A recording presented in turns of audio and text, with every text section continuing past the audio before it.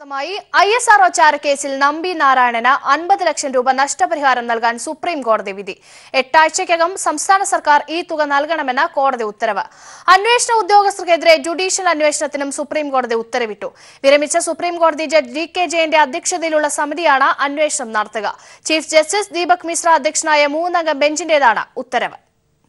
24 വർഷം നീണ്ട നിയമ പോരാട്ടത്തിനൊടുവിലാണ് നമ്പി നാരായണൻ അനുകൂലമായ സുപ്രീം കോടതി വിധി. ചാരക്കേസിൽ കുടുക്കിയതിന് നമ്പി നാരായണന് നഷ്ടപരിഹാരമായി 50 ലക്ഷം രൂപ നൽകണം. സംസ്ഥാന സർക്കാർ 8 ആഴ്ചയ്ക്കകം തുക നൽകണമെന്നാണ് ഉത്തരവ്. കൂടുതൽ നഷ്ടപരിഹാരം ആവശ്യമെങ്കിൽ നമ്പി നാരായണന് കേസുമായി മുന്നോട്ടു പോകാമെന്നും കോടതി നിർദ്ദേശിച്ചു. അന്വേഷണ ഉദ്യോഗസ്ഥരായ സിബി മാത്യൂസ്, KK ജോഷുവ, S വിജയൻ എന്നിവർക്കെതിരെ ജുഡീഷ്യൽ അന്വേഷണത്തിനും സുപ്രീം കോടതി ഉത്തരവിട്ടു. വിരമിച്ച സുപ്രീം കോടതി ജഡ്ജ് DK ജെയിൻ അധ്യക്ഷനായ 3-അംഗ സമിതിയാണ് അന്വേഷണം നടത്തുക. സമിതിയിൽ കേന്ദ്ര സംസ്ഥാന പ്രതിനിധികളും അംഗങ്ങളാകും. ദില്ലി കേന്ദ്രീകരിച്ച് പ്രവർത്തിക്കുന്ന സമിതിയുടെ ചെലവ് കേന്ദ്ര സർക്കാർ വഹിക്കും. അന്വേഷണ കമ്മീഷന് കേരളത്തിലും സിറ്റിംഗ് നടത്താം. നമ്പി നാരായണന്റെ അന്യായമായ അറസ്റ്റിനെ രൂക്ഷമായ ഭാഷയിലാണ് കോടതി വിമർശിച്ചത്. ഭരണഘടന ഉറപ്പു നൽകുന്ന മൗലികാവകാശം ഗുരുതരമായി ലംഘിക്കപ്പെട്ടെന്നും മാനസിക പീഡനങ്ങൾക്ക് നമ്പി നാരായണൻ ഇരയായെന്നും സുപ്രീം കോടതി നിരീക്ഷിച്ചു. മനുഷ്യാവകാശത്തിന്റെ അടിസ്ഥാനമായ തകിടം മറിച്ചെന്നും കോടതി വിധി ചൂണ്ടിക്കാട്ടി. നമ്പി നാരായണന്റെ തെറ്റായ തടവിനും അപകീർത്തിക്കും നേരെ കോടതിക്ക് കണ്ണടയ്ക്കാനാവില്ലെന്നും വിധിയിൽ വ്യക്തമാക്കി. ജുഡീഷ്യൽ അന്വേഷണത്തോടെ ചാരക്കേസിന്റെ ഉള്ളറകളെക്കുറിച്ചുള്ള ചർച്ചകൾക്ക് കൂടിയാണ് വഴി തുറന്നിരിക്കുന്നത്. ക്യാമറാമാൻ ശൈലേഷ് കല്ലായിക്കൊപ്പം Sarath K Sasi, news bureau, Delhi. നീണ്ട നിയമയുദ്ധത്തിന് ശേഷം ചാരക്കേസിലെ ഗൂഢാലോചന അന്വേഷിക്കാൻ സുപ്രീം കോടതി ഉത്തരവിട്ടപ്പോൾ നിറഞ്ഞ സന്തോഷത്തിലായിരുന്നു നമ്പി നാരായണൻ. തന്നെ പോലീസ് അറസ്റ്റ് ചെയ്തു കൊണ്ടുപോയ വീട്ടിലിരുന്നു തന്നെ അറസ്റ്റ് തെറ്റായിരുന്നുവെന്ന കോടതി പരാമർശവും അദ്ദേഹം കേട്ടിരുന്നു. 24 വർഷത്തെ നിയമയുദ്ധത്തിന് അന്ത്യം കുറിച്ച് നമ്പി നാരായണന്റെ കേസിൽ സുപ്രീം കോടതി വിധി പറയുമ്പോൾ നിറഞ്ഞ സന്തോഷത്തിലായിരുന്നു അദ്ദേഹം. ചാരക്കേസ് ആരോപിച്ച് തന്നെ അറസ്റ്റ് ചെയ്തു കൊണ്ടുപോയ അതേ വീട്ടിലിരുന്ന് തന്നെ അറസ്റ്റ് ചെയ്ത പോലീസ് നടപടി അനാവശ്യമായിരുന്നുവെന്ന കോടതിയുടെ പരാമർശം അദ്ദേഹം കേട്ടിരുന്നു.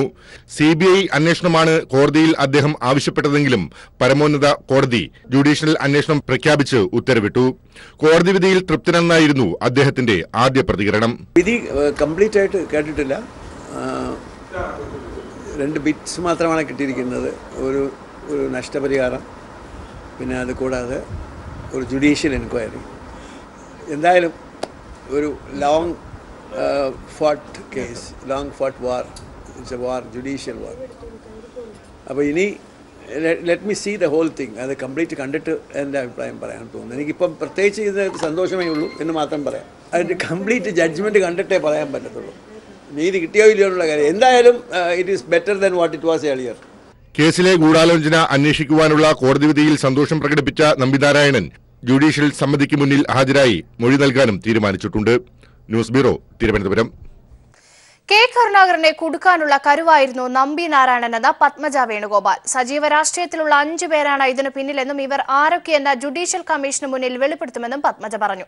K. കരുണാകരന്റെ നിരപരാധിത്വം തെളിയിക്കാനുള്ള ഉത്തരവാദിത്തം പാർട്ടിക്കെന്നും പത്മജ വ്യക്തമാക്കി. വളരെയധികം സന്തോഷം തോന്നിയൊരു വിധിയാണ്. പക്ഷേ ഇതുകൊണ്ടൊന്നും ആയി എന്ന് ഞാൻ വിശ്വസിക്കുന്നില്ല. കാരണം ഈ പോലീസ് ഉദ്യോഗസ്ഥന്മാർ, അന്വേഷണ ഉദ്യോഗസ്ഥന്മാരെ മാത്രം പിടിച്ചുകൊണ്ട് ഇതൊന്നും ആയില്ല. അതിലേക്ക് മാത്രം ഒതുങ്ങരുത്. കാരണം ഇതിൻ്റെ പിന്നിൽ രാഷ്ട്രീയ ഗൂഢനീക്കങ്ങളുണ്ട് എന്ന് തൊട്ടേ എല്ലാവർക്കും അറിയായിരുന്ന കാര്യമാണ്. ഈ അന്വേഷണ ഉദ്യോഗസ്ഥന്മാർക്ക് K. കരുണാകരനോടോ നമ്പി നാരായണനോടോ എന്താ വിരോധം? അവർക്ക് വ്യക്തിപരമായിട്ട് ഒരു വിരോധവും ഇല്ല. അവർ പലരുടെ കയ്യിലും ചട്ടുകയറ്റി പ്രവർത്തിച്ചു എന്നുള്ളത് തന്നെയാണ് എനിക്കിതിൽ പറയാനുള്ളത്. ജുഡീഷ്യറി ഒരു അന്വേഷണം വന്നാൽ, എന്നെ വിളിപ്പിച്ചാൽ തീർച്ചയായിട്ടും ഞാൻ ജുഡീഷ്യറിയുടെ മുമ്പിൽ പോവുകയും ഇത് ആരാണ് എന്നുള്ള പേരുകൾ ഞാൻ വ്യക്തമായി പറയുകയും ചെയ്യും. കാരണം എൻ്റെ പിതാവിന് നീതി എന്നെങ്കിലും, കാരണം അദ്ദേഹം ഒരിക്കലും അത് പറഞ്ഞിട്ടില്ല. കാരണം അദ്ദേഹത്തിന് വ്യക്തമായിട്ട് ധാരണയല്ല, അദ്ദേഹത്തിന് ഉറപ്പായിരുന്നു ആരാ ചെയ്തിരുന്നതെന്ന്. ഇപ്പോൾ പറയുന്ന പേരുകൾ നമുക്ക് എന്താ പറയേണ്ടത്, എല്ലാവർക്കും ഒരു ബുദ്ധിമുട്ടുണ്ടാക്കുന്ന പേരുകളായിരിക്കും. അപ്പോൾ അതുകൊണ്ട് ഞാൻ പരസ്യമാക്കാൻ ഉദ്ദേശിക്കില്ല. അന്നത്തെ ഗ്രൂപ്പ് രാഷ്ട്രീയത്തിൻ്റെ ഇരയായിരുന്നു K. കരുണാകരൻ. അത് പിടിച്ചങ്ങ് പോയി. അത് അദ്ദേഹത്തിൻ്റെ കൂടെ നിന്നവരും കൂടി. ഇത് ഗ്രൂപ്പ് മാത്രമൊന്നുമല്ല, ഇതിലെല്ലാവരും ഉണ്ട്. അദ്ദേഹം വിശ്വസിച്ച് കൂടെ നിർത്തിയ ആളുകളും ഇതിൻ്റെ കൂട്ടത്തിൽ കൂടി.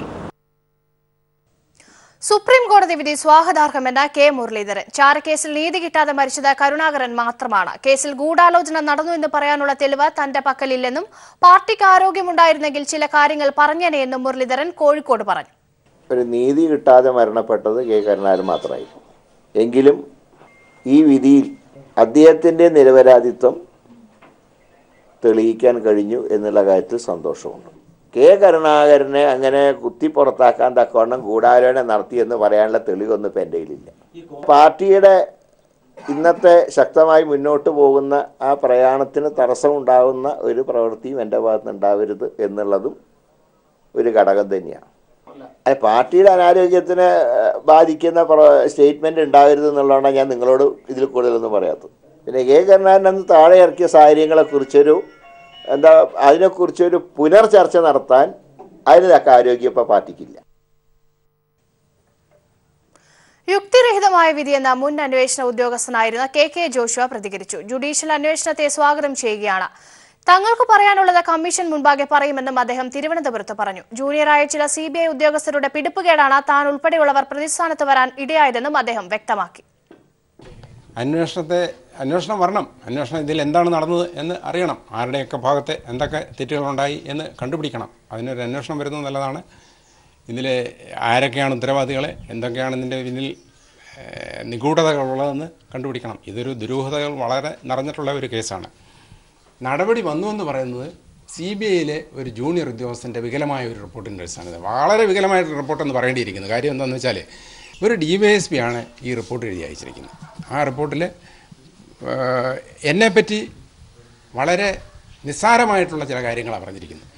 വടക്കേന്ത്യയിൽ നിന്ന് വന്ന ആ ഉദ്യോഗസ്ഥനെ നിയമവശങ്ങളെപ്പറ്റി കൂടുതൽ അറിവില്ലാഞ്ഞിട്ടോ അല്ലെങ്കിൽ പോലീസിൻ്റെ നടപടിക്രമങ്ങളെപ്പറ്റി അറിവില്ലാഞ്ഞിട്ടോ കേരള പോലീസ് എന്നതിൻ്റെ ഡയറി എഴുതുന്നതിനെ പറ്റിയുള്ള വിവരങ്ങളെപ്പറ്റി അറിവില്ലാഞ്ഞിട്ടോ ഒക്കെ ആയിരിക്കാം എഴുതുന്നതെന്നാണ് ഞാൻ പ്രതീക്ഷിക്കുന്നത്. കാരണം അങ്ങനൊരു അഡ്വൈസ് റിപ്പോർട്ട് എഴുതുന്നതിന് മുമ്പേ CBIയിലുള്ള ഉദ്യോഗസ്ഥന്മാർ ഞങ്ങളുടെ ആരുടെയും സമാധാനം ചോദിക്കുകയോ ഞങ്ങൾക്ക് എന്താ പറയാനുള്ളതെന്ന് പറഞ്ഞ് ഒരു അന്വേഷണം നടത്തുകയോ ചെയ്തില്ല. അന്വേഷണം നടത്താതെയാണ് ആ റിപ്പോർട്ട് അയച്ചത്. ആ റിപ്പോർട്ടിൽ കെ ജോഷുവയെ അന്വേഷണ ഉദ്യോഗസ്ഥൻ CB മാത്യൂസാണ്. കെ ജോഷുവയെ കേസ് ഡയറി എഴുതാൻ ചുമതലപ്പെടുത്തി. ഡയറി എഴുതിയതിൽ ചില പാളിച്ചകളുണ്ടെന്നാണ് പറഞ്ഞിരിക്കുന്നത്. ISRO ചാരക്കേസിലെ വിധിയെക്കുറിച്ച് പ്രതികരിക്കാനില്ലെന്ന് അന്വേഷണ ഉദ്യോഗസ്ഥനായിരുന്ന CB മാത്യൂസ് പറഞ്ഞു. സുപ്രീം കോടതി നമ്പി നാരായണന് വിധിച്ച നഷ്ടപരിഹാര തുക യഥാർത്ഥത്തിൽ കോൺഗ്രസ് ആണ് നൽകേണ്ടതെന്ന് മന്ത്രി ജയരാജൻ.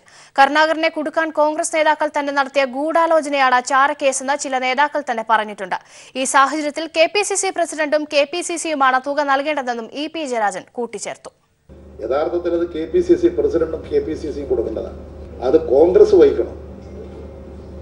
കോൺഗ്രസിന് ശരിയായ നിലപാടാണ് MM ഹസനും സുധീറിനും ഒക്കെ ഉള്ളതെങ്കിൽ ആ പണം കൊടുക്കുന്നു എന്ന് പറഞ്ഞുകൊണ്ട് പണം കൊടുക്കാനുള്ള രാഷ്ട്രീയമായ നിലപാട് അവർ സ്വീകരിക്കട്ടെ എന്നാണ് ഞാൻ ആഗ്രഹിക്കുന്നത്.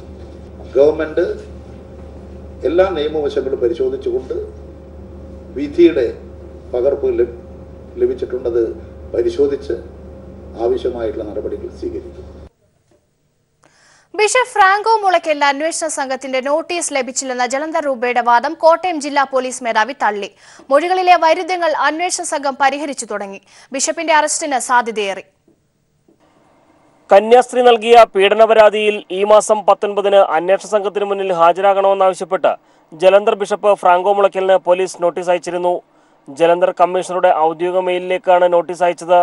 എന്നാൽ ബിഷപ്പിന് നോട്ടീസ് ലഭിച്ചില്ലെന്ന ജലന്ധർ രൂപതയുടെ വാദം കോട്ടയം ജില്ലാ പോലീസ് മേധാവി ഹരിശങ്കർ തള്ളി. നോട്ടീസ് കൊടുത്തിരിക്കുന്നത് ജലന്ധർ കമ്മീഷണർ വഴിയാണ്. ജലന്ധർ സിറ്റി പോലീസ് കമ്മീഷണറുടെ ഒഫീഷ്യൽ മെയിലിലേക്ക് ഇൻവെസ്റ്റിഗേറ്റിംഗ് ഓഫീസർ നോട്ടീസ് അയച്ചിരിക്കുകയാണ്. അവിടെ നിന്ന് ഫിസിക്കലായിട്ടാണ് സെർവ് ചെയ്യുക. പക്ഷേ ചിലപ്പോൾ കമ്മീഷണർ ചെക്ക് ചെയ്യാത്തതുകൊണ്ടായിരിക്കാം. ഇന്നലെ ബഹുമാനപ്പെട്ട കൊച്ചി റേഞ്ച് ഐജി കമ്മീഷണറായിട്ട് നേരിട്ട് സംസാരിച്ചിട്ടുണ്ട്. അത് കൂടാതെ തന്നെ വാട്സാപ്പിലും അയച്ചിട്ടുണ്ട്. കന്യാസ്ത്രീയുടേതുൾപ്പെടെയുള്ള മൊഴികളിലെ വൈരുദ്ധ്യങ്ങൾ ഒന്നൊന്നായി അന്വേഷണ സംഘം പരിഹരിച്ചു തുടങ്ങി. ഈ സാഹചര്യത്തിൽ ബിഷപ്പിനെ ചോദ്യം ചെയ്യുന്നതിലൂടെ കേസിലെ അവ്യക്തതകൾ നീക്കി അറസ്റ്റ് നടപടിയിലേക്ക് അന്വേഷണ സംഘം കടന്നേക്കാം. ഇല്ല, അത് പരിശോധിച്ചുകൊണ്ടിരിക്കുകയാണ്. ഞാൻ പറഞ്ഞല്ലോ, അത് ഓൾറെഡി വിക്ടിമിൻ്റെ മൊഴിയിലും അതോടൊപ്പം തന്നെ സാക്ഷികളുടെ മൊഴിയിലും അക്യൂസിൻ്റെ മൊഴിയിലും ഒക്കെ തന്നെ വൈരുദ്ധ്യങ്ങളുണ്ട് അന്വേഷണം.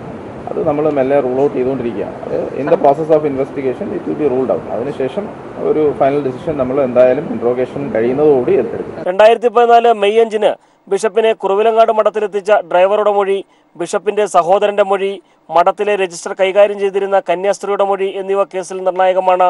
അന്നേ ദിവസം തൊടുപുഴയിലെ മഠത്തിൽ താമസിച്ചുവെന്ന ബിഷപ്പിന്റെ മൊഴി തെറ്റാണെന്ന് തെളിയിക്കുന്ന തെളിവുകൾ പോലീസ് കണ്ടെടുത്തിരുന്നു. അതിനിടെ ബാഹ്യശക്തികളുടെ സമ്മർദ്ദത്തിന് വഴങ്ങി കന്യാസ്ത്രീകൾ ബിഷപ്പിനെതിരെ ഗൂഢാലോചന നടത്തുകയാണെന്ന് മിഷണറീസ് ഓഫ് ജീസസ് അന്വേഷണ കമ്മീഷൻ ആരോപിച്ചു. ഇവർ പുറത്തിറക്കിയ പത്രക്കുറിപ്പിൽ പരാതിക്കാരിയുടെ ചിത്രം പുറത്തുവിട്ടതും വിവാദമായിട്ടുണ്ട്. News bureau, Kottayam. വിജയ് മല്യയെ രാജ്യം വിടാൻ സഹായിച്ചെന്ന ആരോപണത്തിൽ പ്രതിരോധത്തിലായ കേന്ദ്ര സർക്കാർ വിവാദം വഴിതിരിച്ചുവിടാൻ പുതിയ അന്വേഷണത്തിന് തയ്യാറെടുക്കുന്നു. രണ്ടാം UPA സർക്കാരിന്റെ കാലത്ത് വിജയ് മല്യയ്ക്ക് ലോൺ അനുവദിച്ചതിനെക്കുറിച്ച് CBI പുതിയ കേസെടുത്ത് അന്വേഷിക്കും. മുൻ ധനമന്ത്രാലയ ഉദ്യോഗസ്ഥരെ ചോദ്യം ചെയ്യും. വിജയ് മല്യ രാജ്യം വിടാനായി ലുക്കൌട്ട് നോട്ടീസ് തിരുത്തിയത് പ്രധാനമന്ത്രിയുടെ അറിവോടെയാണെന്ന് രാഹുൽ ഗാന്ധി കുറ്റപ്പെടുത്തി. വിജയ് മല്യ സംഭവത്തിൽ പ്രതിരോധത്തിലായി പോയ കേന്ദ്ര സർക്കാർ വിവാദത്തിലേക്ക് മൻമോഹൻ സിംഗ് സർക്കാരിനെ കൂടി ഉൾപ്പെടുത്താനുള്ള വഴികളാണ് ആലോചിക്കുന്നത്. ഇതിന്റെ ഭാഗമായി രണ്ടാം UPA സർക്കാരിന്റെ കാലത്ത് വിജയ് മല്യയ്ക്ക് ലോൺ അനുവദിച്ചതിന് പിന്നിൽ അന്നത്തെ കേന്ദ്ര ധനമന്ത്രാലയത്തിന്റെ സമ്മർദ്ദമുണ്ടോ എന്ന് CBI അന്വേഷിക്കും. പ്രത്യേകം കേസെടുത്ത് അന്വേഷിച്ച് കുറ്റപത്രം നൽകാനാണ് തീരുമാനം. ഇതിന്റെ ഭാഗമായി രണ്ടാം UPA സർക്കാരിന്റെ കാലത്തെ രേഖകൾ ആവശ്യപ്പെട്ട് CBI അരുൺ ജെയ്റ്റ്ലിയുടെ ഓഫീസിനെ സമീപിച്ചു. ആവശ്യമെങ്കിൽ മുൻ ഉദ്യോഗസ്ഥരെയും ചോദ്യം ചെയ്യും. നേരത്തെ കിങ്ഫിഷറിന്റെ ആസ്ഥാനം റെയ്ഡ് ചെയ്തതിൽ നിന്നും വിജയ് മല്യ അദ്ദേഹത്തിന്റെ കമ്പനി ഡയറക്ടർമാർക്ക് സാമ്പത്തിക ലോണുകളെ കുറിച്ച് ചർച്ച ചെയ്യുന്ന നിരവധി ഇമെയിലുകൾ അയച്ചത് CBIക്ക് ലഭിച്ചിരുന്നു. ഇതിൽ മൻമോഹൻ സിംഗിന്റെ ഓഫീസിനെ കുറിച്ചും പെട്രോളിയം, ധനമന്ത്രാലയം, കോർപ്പറേറ്റ് മന്ത്രാലയം എന്നിവയുടെ ഇടപെടലുകളെ കുറിച്ചും സൂചിപ്പിച്ചിട്ടുണ്ടെന്നാണ് CBI വൃത്തങ്ങൾ അറിയിച്ചത്. ഇതിന്റെ അടിസ്ഥാനത്തിലാണ് അന്വേഷണം. അതേസമയം മല്യയ്ക്ക് രാജ്യം വിടുന്ന തരത്തിൽ ലുക്കൌട്ട് നോട്ടീസിൽ CBI തിരുത്തൽ വരുത്തിയത് പ്രധാനമന്ത്രിയുടെ അറിവോടെയാണെന്ന് രാഹുൽ ഗാന്ധി ആരോപിച്ചു. CBIയുടെ ചുമതല പ്രധാനമന്ത്രിക്കാണ്. അദ്ദേഹം അറിയാതെ നിർണായകമായ തിരുത്തൽ വരില്ലെന്നും രാഹുൽ ഗാന്ധി വിമർശിച്ചു. വിജയ് മല്യ ഇന്ത്യ വിടുന്നതിനെതിരെ സുപ്രീം കോടതിയിൽ ഹർജി നൽകാൻ SBI അധികൃതർക്ക് നിയമോപദേശം നൽകിയിരുന്നതായി മുതിർന്ന അഭിഭാഷകൻ ദുഷ്യന്ത് ദാവെ ഒരു ദേശീയ മാധ്യമത്തോട് വെളിപ്പെടുത്തി. ലോൺ തട്ടിപ്പ് കേസിൽ നിയമോപദേശം തേടി ഫെബ്രുവരി 28-ന് SBI അധികൃതർ കണ്ടപ്പോഴാണ് ഹർജി നൽകാൻ ആവശ്യപ്പെട്ടത്. എന്നാൽ അതിനവർ തയ്യാറായില്ല. 4 ദിവസത്തിനു ശേഷം വിജയ് മല്യ രാജ്യം വിട്ടുവെന്നും ദുഷ്യന്ത് ദാവെ ചൂണ്ടിക്കാട്ടി. News bureau, Delhi. പ്രളയക്കെടുതിയുടെ യഥാർത്ഥ നാശനഷ്ടം ഇനിയും തിട്ടപ്പെടുത്തേണ്ടതുണ്ടെന്ന് മന്ത്രി P ജയരാജൻ. 40,000 എന്നത് പ്രാഥമിക കണക്ക് മാത്രമാണ്. ദുരിതാശ്വാസ പ്രവർത്തനങ്ങൾക്ക് 1,236 കോടി രൂപ ചിലവഴിച്ചു. സാലറി ചലഞ്ചിനായി സർക്കാർ ആരെയും നിർബന്ധിക്കുന്നില്ലെന്നും അദ്ദേഹം വാർത്താ സമ്മേളനത്തിൽ പറഞ്ഞു. നമ്മുടെ സംസ്ഥാനത്തിന്റെ നാശനഷ്ടത്തിൻ്റെ കണക്ക് എത്രയോ വലുതാണ്. ഞാനിവിടെ പറഞ്ഞതുപോലെ 40,000-ൽ പരം കോടി രൂപയുടെ നഷ്ടങ്ങൾ ഒരു പ്രാഥമികമായ കണക്ക്. അത് പൂർത്തിയാകുമ്പോൾ ഇനിയും ചിലപ്പോൾ വർദ്ധിച്ചേക്കും. ഓരോ വകുപ്പിലെയും കണക്കുകൾ വരുമ്പോൾ വീണ്ടും കൂടി വരുന്ന അവസ്ഥ തന്നെയുണ്ട്. ഒരു ഉദ്യോഗസ്ഥന് നേരെയും ഒരു തരത്തിലുള്ള സമ്മർദ്ദങ്ങളുമില്ല. ഒരു നിർബന്ധ പിരിവിനും ഈ ഗവൺമെന്റ് ഇല്ല. അത് ഗവൺമെന്റ് നയമല്ല നിർബന്ധ പിരിവ്. പക്ഷേ ഈ കേരളം വന്നിട്ടുള്ള ഈ മഹാദുരന്തം, ഈ ദുരന്തം മുഴുവൻ കണ്ടാൽ ഏത് മനുഷ്യനും ഇതിലേക്ക് സഹായം നൽകും. പ്രളയാനന്തരം നദികളിൽ ജലനിരപ്പ് താഴ്ന്നത് സംബന്ധിച്ച് പഠനം ആരംഭിച്ചതായി മന്ത്രി മാത്യു ടി തോമസ്. ജലസുരക്ഷ എന്ന ഉത്തരവാദിത്തം സമൂഹം ഏറ്റെടുത്താൽ മാത്രമേ വരൾച്ചയെ പ്രതിരോധിക്കാൻ സാധിക്കൂ എന്നും മന്ത്രി പറഞ്ഞു. പ്രളയം സംബന്ധിച്ച് കോഴിക്കോട് CWRDM-ൽ നടന്ന ശില്പശാല ഉദ്ഘാടനം ചെയ്ത് സംസാരിക്കുകയായിരുന്നു ജലവിഭവ വകുപ്പ് മന്ത്രി. പ്രളയത്തിന്റെ കാരണങ്ങൾ, മുൻകരുതലുകൾ, പ്രതിരോധ മാർഗങ്ങൾ എന്നിവ കോഴിക്കോട് CWRDM-ലെ ശില്പശാലയിൽ ചർച്ചയായി. പ്രളയത്തിനു ശേഷം സംസ്ഥാനത്തെ ജലസ്രോതസ്സുകളിലെ ജലനിരപ്പ് താഴുന്നത് വരൾച്ചയുടെ സൂചനയാണെന്ന റിപ്പോർട്ടുകളെ അവഗണിക്കാനാവില്ല. ജലദൗർലഭ്യത്തിന്റെ കാര്യം ആശങ്ക ഉണ്ടാക്കുന്നുണ്ട്. ഇത്തവണ കൂടുതൽ മഴ കിട്ടിയതിനാൽ ജലസുരക്ഷ ഏറ്റെടുക്കേണ്ടതില്ല എന്ന ധാരണ പാടില്ലെന്നും ഈ ഉത്തരവാദിത്വം സമൂഹം ഏറ്റെടുക്കണമെന്നും മന്ത്രി മാത്യു ടി തോമസ് പറഞ്ഞു. ഒരു പ്രളയം വന്നു, ഇനി ജലസുരക്ഷയുടെ വിഷയം നമ്മുടെ ഒരു പരിഗണനാ വിഷയമല്ല എന്ന അബദ്ധധാരണയിലേക്ക് പൊതുസമൂഹം ചെന്ന് വീഴാതെ കൺസർവേഷൻ ഓഫ് വാട്ടർ, അതിന്റെ എൻറിച്ച്മെന്റ്, അതിന്റെ റീചാർജ്, പ്രത്യേകിച്ച് ഗ്രൗണ്ട് വാട്ടർ റീചാർജ് അടക്കമുള്ളത് നമ്മുടെ ഒരു മുന്തിയ പരിഗണന കൊടുത്തുകൊണ്ട് തന്നെ മുന്നോട്ട് കൊണ്ടുപോകാൻ തക്കവണ്ണമുള്ള നിഗമനങ്ങളിലേക്ക് ഈ ബ്രെയിൻ സ്റ്റോമിംഗ് എത്തിച്ചേരും എന്ന് ഞാൻ ന്യായമായി പ്രതീക്ഷിക്കുന്നു. ജലവിധാനം താഴുന്നത് സംബന്ധിച്ച് CWRDM വസ്തുതാ പഠനം നടത്തുന്നുണ്ട്. ഉരുൾപൊട്ടലും കേരളത്തിലെ ഭൂവിനിയോഗവും പ്രളയ തീവ്രത വർദ്ധിപ്പിക്കുന്നതിന് കാരണമായതായി ശില്പശാലയിൽ പ്രബന്ധം അവതരിപ്പിച്ച ബോംബെ IIT-ലെ ശാസ്ത്രജ്ഞൻ ഡോക്ടർ TI എൽദോ പറഞ്ഞു. ഡാം തുറന്നത് പ്രളയത്തിന് കാരണമായിട്ടില്ലെന്നും ഡാം മാനേജ്മെന്റ് നല്ല നിലയിലാണ് നടന്നതെന്നും അഭിപ്രായമുയർന്നു. IIT മദ്രാസിലെ ഡോക്ടർ KP സുധീർ, റൂർക്കി ജമ്മു സെന്ററിലെ ഡോക്ടർ MK ഗോയൽ എന്നിവരും പ്രബന്ധം അവതരിപ്പിച്ചു. CWRDM-ൽ നടന്ന ചർച്ചയ്ക്ക് ശേഷം ഉരുത്തിരിയുന്ന ആശയങ്ങൾ സംസ്ഥാന സർക്കാരിന് സമർപ്പിക്കും. News bureau, Kozhikode. അതിജീവനത്തിനായുള്ള പോരാട്ടത്തിൽ കൈകോർത്ത് കേരളം. കയ്യിലുള്ള ചെറിയ തുക മുതൽ കിടപ്പാടത്തിന്റെ ഒരു ഭാഗം വരെ നവകേരള നിർമ്മിതിക്കായി നൽകുകയാണ് മലയാളികൾ. മന്ത്രിമാരുടെ നേതൃത്വത്തിൽ മുഖ്യമന്ത്രിയുടെ ദുരിതാശ്വാസ നിധിയിലേക്ക് നടക്കുന്ന ഫണ്ട് സമാഹരണത്തിന് മികച്ച പ്രതികരണമാണ് ലഭിക്കുന്നത്. ചിറ്റൂർ തെക്കേ ഗ്രാമത്തിലെ ശ്രീധരൻ നമ്പൂതിരിയുടെയും ഭാര്യ മിനിയുടെയും പേരിലുള്ളത് 10 സെന്റ് ഭൂമിയാണ്. അതിൽ 5 സെന്റ് ഭൂമി മുഖ്യമന്ത്രിയുടെ ദുരിതാശ്വാസ നിധിയിലേക്കായി കഴിഞ്ഞ ദിവസം പാലക്കാട് വെച്ച് മന്ത്രി AK ബാലന് കൈമാറി. ജീവിതത്തിലെ സമ്പാദ്യത്തിന്റെ പകുതിയും നൽകുമ്പോൾ ദുരിതമനുഭവിക്കുന്നവർക്ക് കൈത്താങ്ങാവുക എന്നത് മാത്രമായിരുന്നു ഇവരുടെ മനസ്സിൽ. എത്രയോ പേര് ജീവിതം നഷ്ടപ്പെട്ടിരിക്കുന്നു. അപ്പോൾ ഒന്നുമില്ലാത്തവർക്ക് കുറേയൊന്നുമില്ല, നല്ലൊരംശം കൊടുക്കണ്ട. ഇതൊന്നും ചെയ്താൽ പോരാ, എല്ലാവരും ചെയ്യണം. നിറയുള്ളവർ നിറയെ കൊടുക്കട്ടെ. കുറേ കഷ്ടപ്പെട്ട് അനുഭവിച്ചോളാം ഞങ്ങളും. അപ്പോൾ അതൊക്കെ ഓർത്തിട്ട സങ്കടം വേണ്ടതേ. വടക്കന്തറയിലെ പരമശിവം ഭുവനേശ്വരി ദമ്പതികളും 10 സെന്റ് ഭൂമി കഴിഞ്ഞ ദിവസം നടന്ന ഫണ്ട് സമാഹരണത്തിൽ മന്ത്രി AK ബാലന് കൈമാറി. വീട് നിർമ്മിച്ചു നൽകാനും കയ്യിലുള്ള ചെറിയ സമ്പാദ്യവുമടക്കം കൈമാറാനായി ഓരോ ദിവസവും നിരവധി പേരാണ് മുന്നോട്ട് വരുന്നത്. കുട്ടികൾ സമ്പാദ്യ കുടുക്കുകളടക്കം മറ്റുള്ളവരുടെ കണ്ണീരൊപ്പാനായി നൽകുന്നു. പാലക്കാട് ജില്ലയിൽ നിന്ന് മാത്രം കഴിഞ്ഞ 3 ദിവസത്തിനിടെ ഭൂമി ഉൾപ്പെടെയുള്ള സംഭാവനകൾക്ക് പുറമെ 3 കോടിയിലേറെ രൂപയാണ് മുഖ്യമന്ത്രിയുടെ ദുരിതാശ്വാസ നിധിയിലേക്ക് എത്തിയത്. ഗവൺമെന്റിന് അല്പം വിശ്വാസം നൽകുന്ന, ഇന്നേ വരെ കാണാത്ത രൂപത്തിലുള്ള സഹകരണം. കേരളം നശിക്കില്ല, കേരളത്തെ പുനഃസംഘടിപ്പിക്കും. അതിന് കേരളത്തിലെ ജനതയെ കൊണ്ട് തന്നെ സാധിക്കും, മലയാളിയെ കൊണ്ട് തന്നെ സാധിക്കും. ഈ സന്ദേശമാണ് ഇതിൻ്റെ ഭാഗമായി ലഭിക്കുന്നത്. ഒരു മനസ്സോടെ ഒരുമിച്ച് കൈകോർത്ത് മഹാപ്രളയകാലത്തെ അതിജീവിക്കുമെന്ന പ്രതീക്ഷയുടെ പുതിയ സന്ദേശമാണ് ഓരോ ദിവസവും നവകേരള നിർമ്മിതിക്കുള്ള ഫണ്ട് സമാഹരണത്തിനോടൊപ്പം കൈകോർത്തുകൊണ്ട് മലയാളികൾ നൽകുന്നത്. News bureau, Palakkad. Badr Al Samaa group മുഖ്യമന്ത്രിയുടെ ദുരിതാശ്വാസ നിധിയിലേക്ക് 1.38 കോടി രൂപ കൈമാറി. മന്ത്രി EP ജയരാജന് ഗ്രൂപ്പിന്റെ ഡയറക്ടർമാരായ doctor VT Vinod, PA Muhammad, Abdul Latheef എന്നിവർ ചേർന്നാണ് ചെക്ക് കൈമാറിയത്.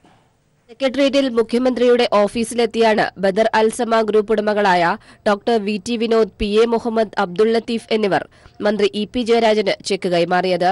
ബദർ അൽസമ ഗ്രൂപ്പ് എന്ന ആശുപത്രി ശൃംഖലയുടെ ജീവനക്കാരിൽ നിന്നും ശേഖരിച്ച 38 ലക്ഷം രൂപയും ഗ്രൂപ്പിന്റെ ഉടമകളായ ഇവരുടെ സംഭാവനയായ 1 കോടി രൂപയും ചേർത്താണ് മുഖ്യമന്ത്രിയുടെ ദുരിതാശ്വാസ നിധിയിലേക്ക് നൽകിയത്. ബദർ അൽസമ ഗ്രൂപ്പിന്റെ ഒരു ഫണ്ട് ഞങ്ങളിവിടെ ഇന്ന് മിനിസ്റ്റർ EP ജയരാജന്റെ കൈമാറിയിരിക്കുന്നു. ഞങ്ങളോട് സഹകരിച്ച ഞങ്ങളെ എല്ലാ സ്റ്റാഫ് അംഗങ്ങൾക്കും നന്ദി അറിയിക്കുന്നു. ഇനിയും ആവശ്യമെങ്കിൽ വന്നാൽ വീണ്ടും ഞങ്ങൾ സഹായിക്കാൻ തയ്യാറാണ് എന്നുകൂടി ഈ അവസരത്തിൽ അറിയിച്ചുകൊള്ളും. ഗൾഫ് രാജ്യങ്ങളായ Oman, UAE, Qatar, Kuwait, Bahrain എന്നിവിടങ്ങളിലെ മികച്ച ആശുപത്രി ശൃംഖലയാണ് ബദർ അൽസമ ഗ്രൂപ്പ്. അടുത്ത ഘട്ടത്തിൽ കൂടുതൽ തുക സമാഹരിച്ച് മുഖ്യമന്ത്രിയുടെ ദുരിതാശ്വാസ നിധിയിലേക്ക് നൽകാനാണ് ഇവരുടെ തീരുമാനം. News bureau, Thiruvananthapuram. പ്രളയ ദുരിതബാധിതർക്ക് തങ്ങളാൽ കഴിയുന്ന സഹായധനവുമായി പത്തനംതിട്ട പുഴിക്കാട് ഗവൺമെന്റ് UP സ്കൂളിലെ കുട്ടികൾ. എല്ലാ കുട്ടികളും കൂടി സമാഹരിച്ച 8000 രൂപയാണ് ഇവർ മുഖ്യമന്ത്രിയുടെ ദുരിതാശ്വാസ നിധിയിലേക്ക് കൈമാറിയത്. ജീവകാരുണ്യ പ്രവർത്തനങ്ങൾക്കുള്ള ഉത്തമ മാതൃകയായി മാറിയിരിക്കുകയാണ് പന്തളം പൂഴിക്കാട് ഗവൺമെന്റ് UP സ്കൂളിലെ കുട്ടികൾ. തങ്ങളാൽ കഴിയുന്ന തരത്തിൽ നാണയങ്ങളും നോട്ടുകളും വഞ്ചികളിൽ നിക്ഷേപിച്ച് സമാഹരിച്ചെടുത്ത 8000 രൂപയാണ് മുഖ്യമന്ത്രിയുടെ സമാശ്വാസ നിധിയിലേക്ക് ഇവർ കൈമാറിയത്. സ്കൂളിൽ സംഘടിപ്പിച്ച ചടങ്ങിൽ അടൂർ MLA ചിറ്റയം ഗോപകുമാറിനാണ് കുരുന്നുകൾ തങ്ങളുടെ സഹായം കൈമാറിയത്. വെള്ളപ്പൊക്കത്തിൽ കഷ്ടത അനുഭവിക്കുന്നവർക്ക് വഞ്ചി പൊട്ടിച്ച് മുഖ്യമന്ത്രിയുടെ ദുരിതാശ്വാസ നിധിയിലേക്ക് കൊടുക്കാൻ തീരുമാനിച്ചു. അതിൽ ഞങ്ങൾക്ക് വളരെയേറെ സന്തോഷമുണ്ട്. 750 കുട്ടികളാണ് ഈ സ്കൂളിൽ പഠിക്കുന്നത്. ജീവകാരുണ്യ പ്രവർത്തനങ്ങൾക്കായി ഇനിയും സ്വരൂപിക്കുന്ന പണം മുഖ്യമന്ത്രിയുടെ ദുരിതാശ്വാസ നിധിയിലേക്ക് നൽകാനാണ് കുട്ടികളുടെ തീരുമാനം. News bureau, Pathanamthitta. PSC പരീക്ഷയിൽ ഉയർന്ന റാങ്ക് കരസ്ഥമാക്കി രാഷ്ട്രപതിയിൽ നിന്ന് പുരസ്കാരം നേടിയ 19-കാരിയെ കൂട്ടബലാത്സംഗത്തിനിരയാക്കി. ഹരിയാനയിലാണ് ഈ നിഷ്ഠൂര സംഭവം നടന്നത്. ഹരിയാനയിലെ 2ാം വർഷ കോളേജ് വിദ്യാർത്ഥിനിയെയാണ് ഒരു കൂട്ടം മനുഷ്യമൃഗങ്ങൾ കൂട്ടബലാത്സംഗത്തിന് ഇരയാക്കിയത്. CBSE പരീക്ഷയിൽ ഉന്നത റാങ്ക് കരസ്ഥമാക്കിയ കുട്ടിയാണ് ക്രൂര പീഡനത്തിന് ഇരയായത്. CBSE പരീക്ഷയിൽ ഉന്നത വിജയം സ്വന്തമാക്കിയ കുട്ടി രാഷ്ട്രപതിയുടെ പുരസ്കാരത്തിനും അർഹയായിരുന്നു. 2ാം വർഷ കോളേജ് വിദ്യാർത്ഥിനിയായ പെൺകുട്ടി കോച്ചിംഗ് സെന്ററിലേക്ക് പോകും വഴി ഹരിയാനയിലെ റേവരിക്കു സമീപത്തു നിന്നാണ് 3-അംഗ സംഘം കാറിൽ വലിച്ചുകയറ്റി തട്ടിക്കൊണ്ടുപോയത്. ബോധരഹിതയാകും വരെ ഈ കുരുന്നിനെ പീഡനത്തിന് മർദ്ദനത്തിന് ഇരയാക്കി. പിന്നീട് ബസ് സ്റ്റാൻഡിൽ ഉപേക്ഷിച്ചു. ഏറ്റവും വേദനാജനകമായ മറ്റൊരു സംഭവം, പരാതിയുമായി സ്റ്റേഷനിലെത്തിയ മാതാപിതാക്കളെ പോലീസ് കേസെടുക്കാൻ പോലും തയ്യാറാകാതെ ഒരു സ്റ്റേഷനിൽ നിന്ന് മറ്റൊരു സ്റ്റേഷനിലേക്ക് ഓടിക്കുകയായിരുന്നു എന്നതാണ്. പോലീസിന്റെ ഈ സമീപനം ഹൃദയം തകർത്തതായി മാതാപിതാക്കൾ പറയുന്നു.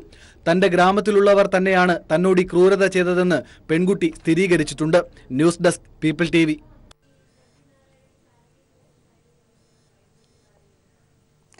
വയനാട്ടിലെ ബാണാസുര സാഗർ റിസർവോയറിന് സമീപം മണ്ണിടിച്ചിലുണ്ടായ റിസോർട്ടിന് റവന്യൂ വകുപ്പ് സ്റ്റോപ്പ് മെമ്മോ നൽകി. മാനന്തവാടി സബ് കളക്ടർ NSK ഉമേഷിന്റെ നേതൃത്വത്തിൽ റിസോർട്ടിൽ പരിശോധന നടത്തി. മണ്ണിടിച്ചിൽ മറച്ചുവെച്ച ഇവിടെ നിർമ്മാണ പ്രവർത്തനങ്ങൾ നടത്തിയത് വിവാദമായിരുന്നു. ബാണാസുര സാഗർ ഡാമിന്റെ റിസർവോയറിനുള്ളിൽ നിർമ്മാണത്തിലിരിക്കുന്ന റിസോർട്ടിന് സമീപം കനത്ത മഴയിൽ മണ്ണിടിച്ചിലുണ്ടായിരുന്നു. ഇത് മറച്ചുവെച്ച് നിർമ്മാണ പ്രവർത്തികൾ നടന്നത് വിവാദമായി. വനം വകുപ്പിന്റെ എതിർപ്പ് അവഗണിച്ചാണ് നിർമ്മാണ പ്രവർത്തനങ്ങളെന്നും ആരോപണമുയർന്നു. ഇതേ തുടർന്നാണ് sub collector K Umesh, Vythiri തഹസിൽദാർ അബ്ദുൽ ഹാരിസ് എന്നിവരുടെ നേതൃത്വത്തിൽ പരിശോധന നടത്തിയത്. പടിഞ്ഞാറത്തറ വില്ലേജ് കുട്ടിയംവയൽ ഭാഗത്തിൽ ഈ മൗണ്ടൻ ഷാഡോസ് റിസോർട്ടിൻ്റെ കൺസ്ട്രക്ഷൻ പ്രവർത്തനങ്ങൾ ഇവിടെ നടക്കുമ്പോൾ മണ്ണിടിച്ചിൽ ഉണ്ടായതായിട്ട് ഒരു പരാതി വന്നിട്ടുണ്ട്. അതടിസ്ഥാനത്തിൽ ഇന്നലെ തന്നെ തഹസിൽദാറും ഇവിടുത്തെ പടിഞ്ഞാറത്തറ വില്ലേജ് ഓഫീസറും ഇവിടെ സന്ദർശിച്ച് ഓൾറെഡി സ്റ്റോപ്പ് മെമ്മോ നൽകിയിട്ടുണ്ട്. ഇപ്പോൾ പ്രവർത്തനങ്ങൾ സ്റ്റോപ്പ് ചെയ്തിട്ടുണ്ട്. പിന്നെ ഇനി ചെയ്യാനുള്ളത് ഈ സ്ട്രക്ചറിൻ്റെ സ്റ്റെബിലിറ്റി സ്റ്റഡി ചെയ്യണം. ജിയോളജിസ്റ്റും സോയിൽ കൺസർവേഷൻ ഓഫീസറും കൂടെ വന്ന് ഒരു റിപ്പോർട്ട് കൊടുക്കും. അത് അടിസ്ഥാനത്തിലാണ് ഇനി ഈ പ്രവർത്തനങ്ങൾ മുന്നോട്ട് പോകും. റിസോർട്ടിലെ എല്ലാ നിർമ്മാണ പ്രവൃത്തികൾക്കും സ്റ്റോപ്പ് മെമ്മോ നൽകിയതായി സബ് കളക്ടർ അറിയിച്ചു. വിദഗ്ധ പരിശോധനയ്ക്ക് ശേഷമായിരിക്കും തുടർ നടപടികൾ. കഴിഞ്ഞ മാസമുണ്ടായ കനത്ത മഴയിലാണ് റിസോർട്ടിന് സമീപം മണ്ണിടിഞ്ഞത്. ഇത് പുറത്തറിയിക്കാതെ കോൺക്രീറ്റ് ഭിത്തി നിർമ്മിക്കുവാനും ശ്രമം നടന്നിരുന്നു. News bureau, Wayanad.